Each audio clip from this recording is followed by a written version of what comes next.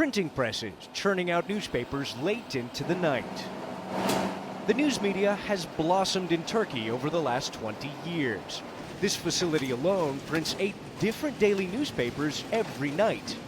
But press freedoms in Turkey haven't kept pace with a growing media marketplace. Take Nedim Şener, for example. This newspaper columnist wrote a book about the 2007 murder of Armenian newspaper editor Hrant Dink. Şener accused Turkish police of not doing enough to stop the assassination.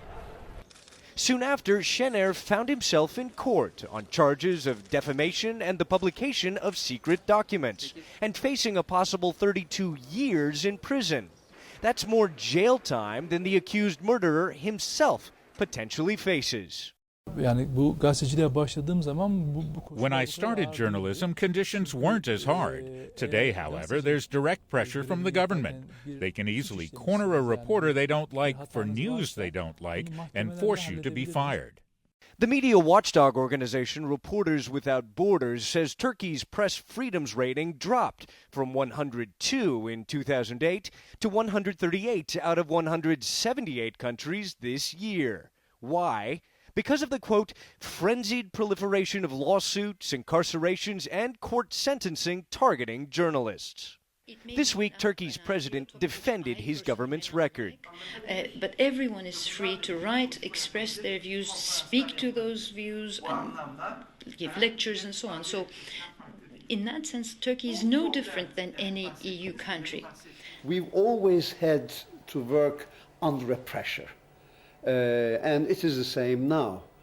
In the 1990s, the then dominant Turkish military blacklisted veteran journalist Mehmet Ali Birand for his critical reporting. Power has shifted over the last decade, and Birand says he's no longer afraid of criticizing the military. The way you criticize the government now became really a problem.